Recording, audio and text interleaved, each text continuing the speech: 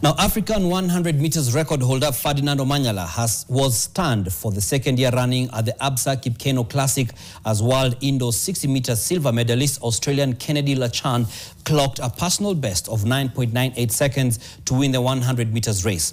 Omanyala finished third in the race but urged his fans not to worry as he keeps on preparing himself for the World Athletics Championships to be held in September. Lachan tells us more. Makaribishwa Kenya yetu, hakuna matata.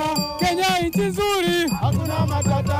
Nchi ya kupendeza, hakuna matata. Nchi ya wakimbiaji, hakuna matata. The center of attraction this weekend in Nairobi was definitely the Absa Kip Keino Classic, which was being held for the 6th time in Nairobi, but this time round at a different venue at the Ulinzi Sports Complex in Lachan.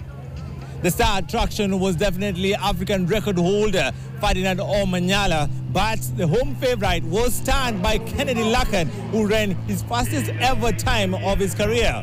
I was pretty stoked. I don't know if you could tell by my reaction, but seeing the 9 flash up after I finished the race, it's my first time going 9, and I've been trying to do that for a while, so I was pretty stoked with that. Good race as we wanted, but of course we are correcting mistakes as we move on.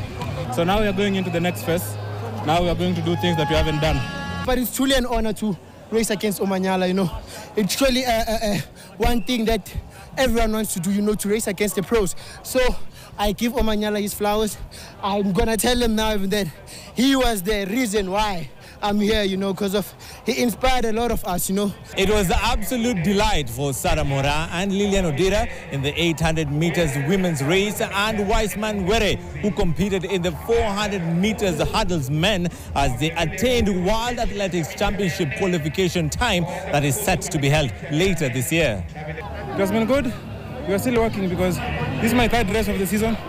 I'll make a 47 soon. I believe in whatever I'm doing because I know my capabilities. The cost of participating in other international events such as the Diamond League or the World Athletics Continental Tour is quite a burden for some of the local athletes. But Kip Keino Classic bridges that gap. It offers local athletes a chance to rub shoulders with international competitors and also minimize on the cost of traveling. We are lucky we have the Kip Keino Classic, where we find some other people from other continents coming to compete with us. So it helps us to remove all the fear. Like when we come from Kenya going to compete in other countries, we find it's normal. Ni opportunity, tunashukuru sana organizers wa Kip Keino kwa kuleta hii game Kenya. Hata sisi sasa tutaweza kufunja marekodi. Almost 99% ya sprinters Kenya hakuna mwenye ako na management. So inakuwa ngumu kwa sprinter kupata race nje ya taifa juu wengi wanajitegemea. Nashukuru bwana the race director bwana Barnaba Koriel, who has done it to this far. The man has tried. He has given us every input that we need. Ametupatia kila avenue ya kutaka kuwakilisha talent zetu wale ambao hatuwezi kimbia. Sisi tunaweza kimbia na mdomo, hatuwezi kimbia na mguu. Kujipanga na kwanga nimejipanga mwaso, mimi ni napenda sports sana, especially athletics. Hii ni mavazi yangu nimejidesignia mimi mwenyewe. I'm also an artist, nilikuwa nikiperform. I've been into Chepsaita, Sirikwa, na kwa any event ya athletics Kenya huwa hatukosi. Yeah. Hizi ngoma utapata most of the times zinakaa Kawa Garrison.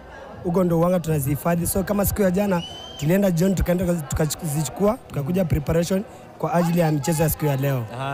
Another successful Absa Kip Keino event has been held here in Kenya, and this means that Kenya has gained more experience in hosting international events. This will be vital as Kenya hopes to host a future Diamond League leg in Nairobi. Elijah Uko, NTV Sport, Nairobi.